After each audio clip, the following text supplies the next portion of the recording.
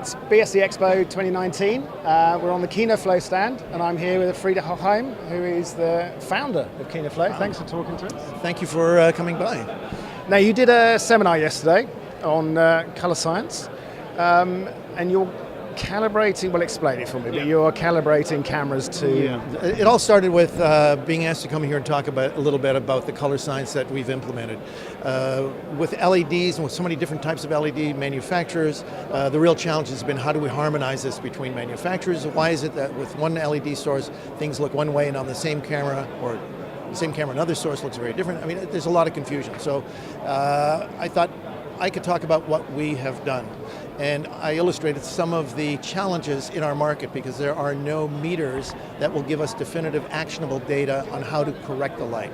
So there's this uncertainty and sort of a bit of a disdain for the new technologies compared to, weren't the old tungsten days so wonderful, or the HMI days wonderful? So what we've done is we decided, well, fundamentally, our color science revolved around what we understood best in the past, which was the response curve of film, and Kodak and Fuji would cooperate with us and give us those response curves.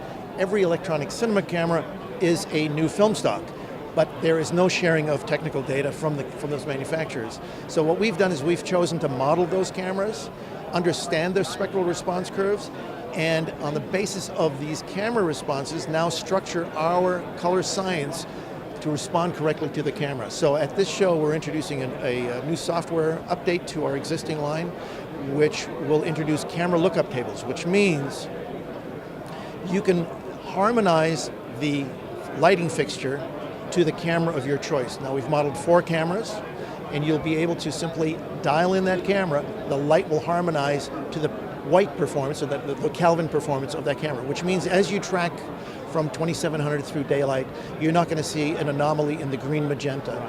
Also, by combining 2 full spectrum whites, we're talking about a full spectrum rendering on skin tones, which is really critical. So that was the fundamentals of what we've done. And there are other issues that we've tried to address as well. It sounds such a obvious thing that is needed. Why hasn't it been done before? Well, this is the sad part. You know, I think we're in a very rapidly evolving industry, a lot of competition. Camera manufacturers are also very rapidly changing their science, and I believe, I mean, if I was a camera manufacturer, I would fully appreciate wanting to hold that kind of data, because in the wrong hands, it could be misapplied.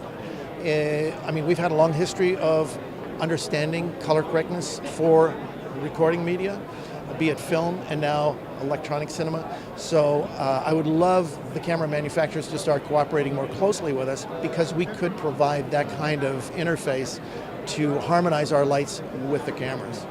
And it seems a godsend to people having to work with multiple setups, different lighting setups, that it will calibrate so you know what you do with one setup, you can replicate with another set. Yeah. Also, I think if manufacturers were to open up and be a little more transparent about the camera response, it would allow people who are manufacturing handheld color meters to incorporate that database.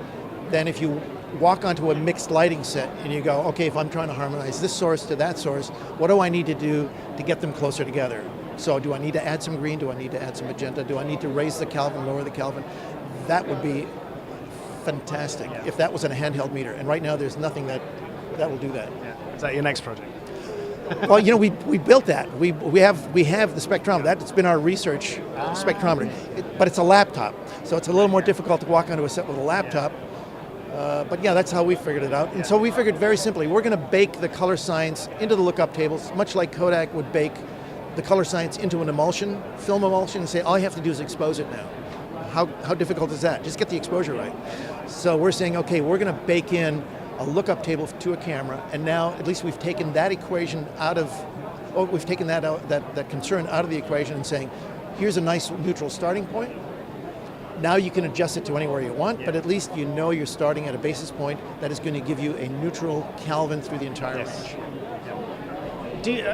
I mean, are LED lights a victim of their own success in that sense, that they've evolved so quickly that in some ways we're scrabbling to catch up with them? Well, there's so many wonderful advantages about LED lighting. The fact that they can be battery operated, that you can mix and get all these different colors, that you can do all these special effects. This is all very exciting.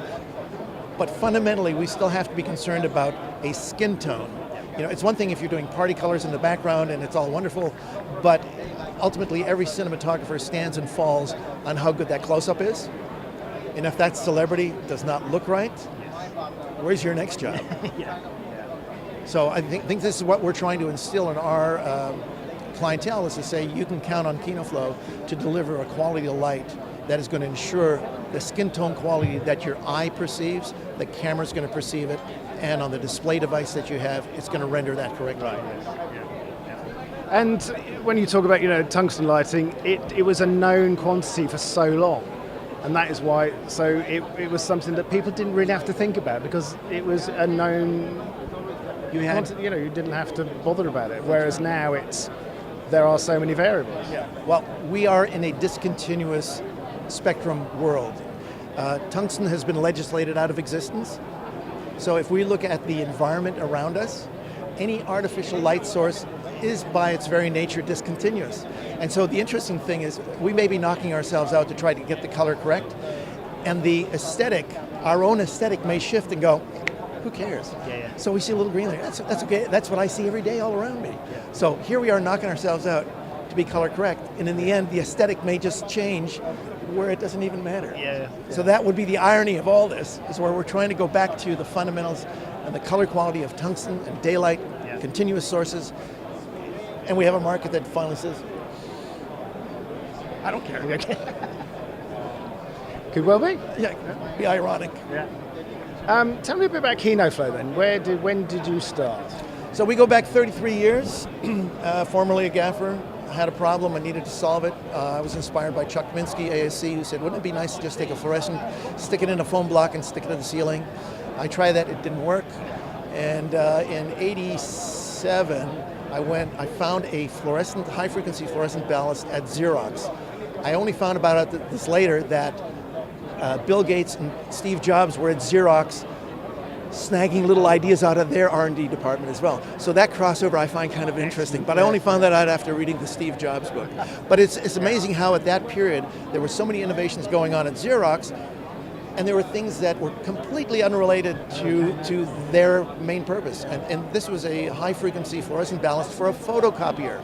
But I knew that a high frequency ballast on a fluorescent would eliminate the flicker, hopefully the buzz, and also allow us to run a lamp remote.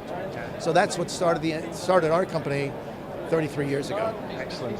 And bringing it up to today, what new products have you got for the show? So we've been introducing this new color science across the board. Essentially the color mix principle that we've been on has been going on for the last 3 or 4 years. The beauty of all this is now that you can just simply update the software and get all these new features out of it. So the latest product now is the tube. Yep. So going back to the classic 4-bank, we've replaced the fluorescent tube with an LED tube. This LED tube embodies all the color science of what the flat panels will do. Special effects, the lookup tables, XY matching from an XY meter. We can actually take a reading and then replicate it through XY coordinates on the instrument. So there's a lot of innovation going on in that regard. It's as lightweight as the regular 4-bank was. It's as modular. You can take it apart. You can rig it. So it's going back, 21st century, 20th century. So we've jumped ahead. Excellent. Well, thank you for spending time to talk to us. And look forward to catching up with you with another trade show very soon, I'm sure. Where are you going to be, actually? What is the next one? NAB, I guess. And there are a number of small regional shows. I mean, we're going to be at the Micro Salon in Paris, and in Toronto has what they call the February Freeze. And these are more regional shows. And then the next big one will be the NAB show in Vegas. Look forward to that. Thanks for talking to us. See you in Vegas. Thank you.